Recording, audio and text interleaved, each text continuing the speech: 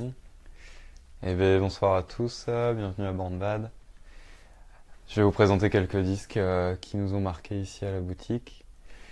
On commence par le disque qui a eu pas mal de presse, Les Chemins de Katmandou. Donc c'est une bande originale composée conjointement par Serge Gainsbourg et Jean-Claude Vannier. Donc Jean-Claude Vannier est quelqu'un qui a longtemps travaillé avec Gainsbourg, qui a une carrière solo également très intéressante et qu'on retrouve sur l'album mythique Mélodie Nelson. Et ils ont composé cette bande originale à la fin des années 60 pour un film qui, je crois, n'est pas sans doute moins mythique que la bande originale, qui jusque-là était restée inédite et il a fallu attendre fin 2017, début 2018 pour que on puisse l'avoir entre les mains avec une pochette assez merveilleuse, très bel objet. Et une découverte, enfin une redécouverte, une ressortie, enfin une sortie puisque c'était inédit, qu'on doit aux Anglais de Finders Keepers qui déjà s'étaient intéressés à Jean-Claude Vannier en rééditant son album L'enfant assassin des mouches, si ma mémoire est bonne, il y a quelques années et qui donc avait pu le remettre, en tout cas en participer un petit peu au statut de musicien important de Jean-Claude Vannier qui jusque-là était plutôt dans l'ombre de Serge Gainsbourg et qui était connu seulement des gens un peu les plus pointus qui s'intéressaient aux arrangeurs des disques, ce qui n'est pas le cas d'une majorité. On va donc écouter un extrait des Chemins de Katmandou, le morceau d'ouverture, où je pense que vous reconnaîtrez assez vite l'ambiance qu'on trouve également dans Mélodie Nelson et des disques de Gainsbourg du début des années 70.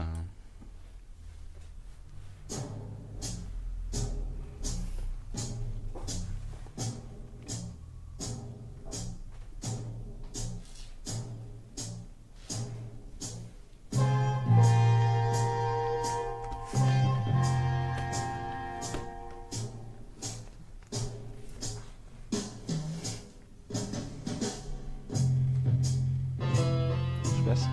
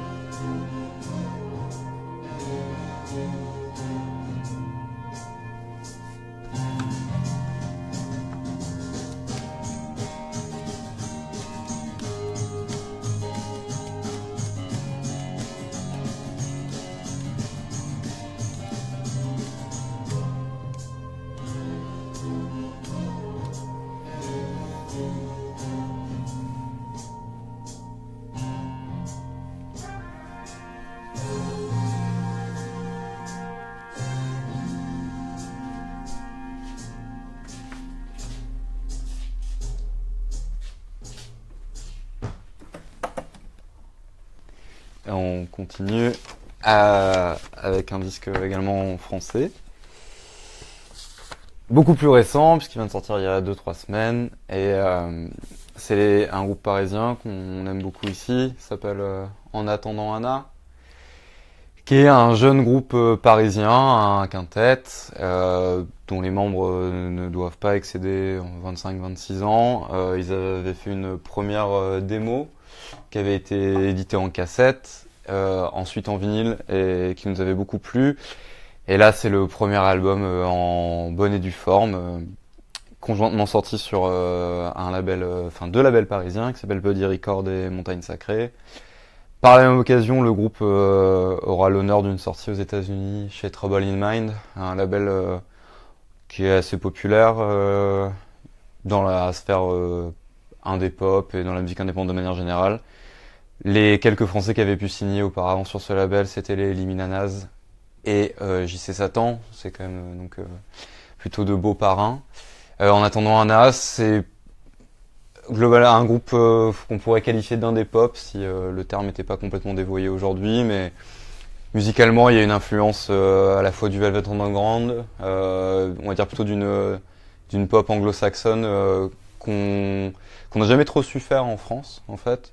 On pense à la fois à Sarah Record, à des groupes comme Film Ice, ou côté du Pacifique, des labels comme Flying Nun, ou voilà, un groupe comme The Clean, même les Vaseline.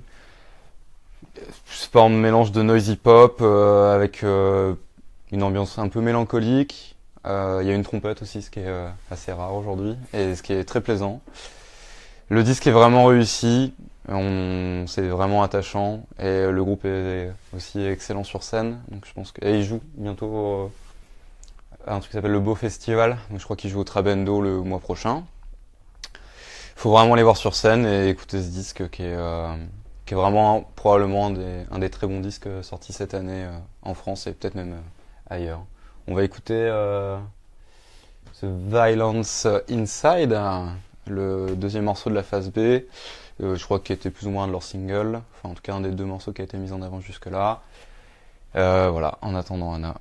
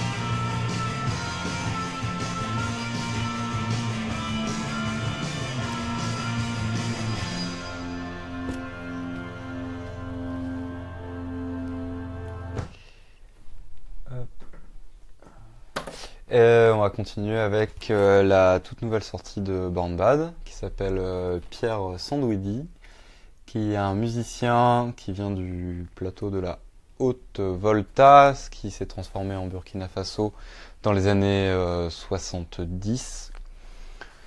C'est un musicien assez peu connu qui a fait 33 tours et une poignée de 45 tours, qui a un univers très singulier, à la fois en tant qu'observateur de la vie burkinabèse à l'époque, où il parle de la transformation de la société, de l'exode rural, de la corruption. C'est quelqu'un qui était partisan de Thomas Sankara, un réformateur très important. Le disque est une compilation, un peu sur le modèle qui avait été fait pour Francis Bébé auparavant. Il y a quelque chose d'assez do it yourself en fait dans le son, dans les effets qu'il y a. Quelque chose on retrouve une douceur assez classique, on va dire, qu'on peut retrouver parfois chez Franco également. Mais il y a quelque chose d'hypnotique, d'assez romantique dans ces morceaux qui sont très beaux. C'est Elzo qui a fait la pochette, elle est vraiment cool. Et on va écouter le morceau Marietou, qui est mon morceau préféré de cette compilation, qui est donc la 104e référence de Born Bad.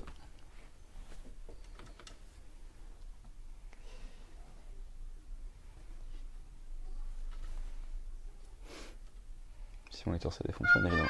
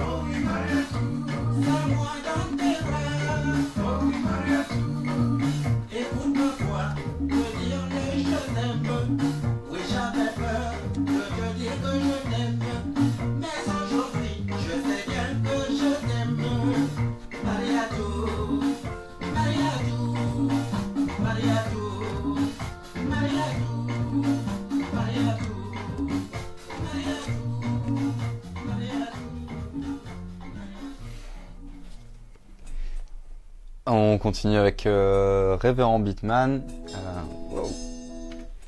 qui a sorti un nouveau disque. Donc Reverend Beatman, c'est une personnalité très importante de la scène garage européenne, qui est responsable à la fois du label Voodoo Rhythm, qui est un label qu'on doit distribuer depuis l'ouverture de la boutique en 1999. Et qui notamment a fait The Monsters, groupe qui existe encore aujourd'hui, groupe très important de garage. Il vient de sortir un nouveau disque sur Voodoo Rhythm, donc son label, comme on l'a dit, qui est le mélange qu'on connaît assez bien, un mélange de blues, de garage, une influence, ça ressemble parfois un peu à Tom Waits, ça ressemble parfois aux Monsters également. C'est très énergique. Le disque est très réussi, ça faisait assez longtemps qu'il avait rien sorti sous son propre nom. Et il jouera à Paris, je crois, dans les semaines à venir. Donc ça vaudra le coup d'aller le voir sur scène parce que c'est un showman. Et on va écouter le premier morceau de l'album qui s'appelle I Have Enough. On notera que les CD sont beaucoup plus lents à lire que les vinyles.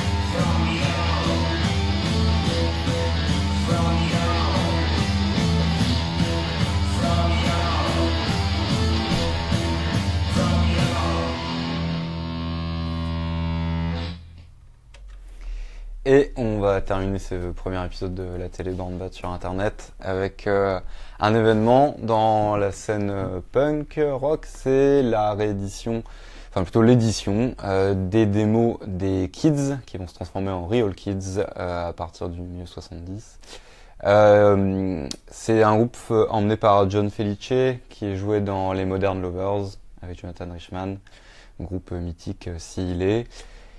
Et la spécificité, c'est qu'il y avait assez peu de groupes en 74 qui sonnaient aussi rapides et aussi violents. C'est donc ce qu'on peut qualifier du proto-punk en général. Voilà, c'est un terme qui est devenu un peu à la mode ces dernières années. Il y a 8 démos des Kids qui sont sortis et des démos de 77 des Real Kids. Le tout était inédit, le son est très bien, c'est vraiment, enfin si on aime le punk d'origine, le punk 77, c'est difficile de passer à côté. Crypt a fait un super boulot en plus avec un gatefold et un livret de 32 pages avec beaucoup de photos d'épée à l'époque. photos du groupe en live. Voilà, c'est vraiment un objet à posséder. Et un disque à découvrir si vous aimez la première vague de punk. C'est un groupe qui vient de Boston, aux États-Unis. Voilà, on va écouter le premier morceau des Kids qui s'appelle Nowadays Kids, qui est bien explosif.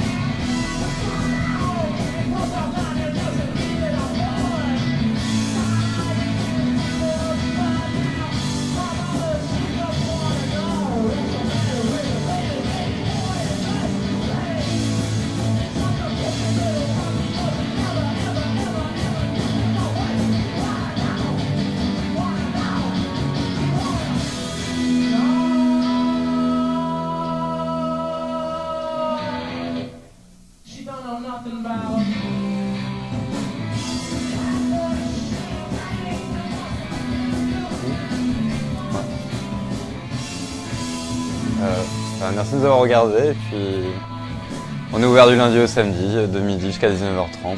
Venez écouter ces disques avec nous. À bientôt.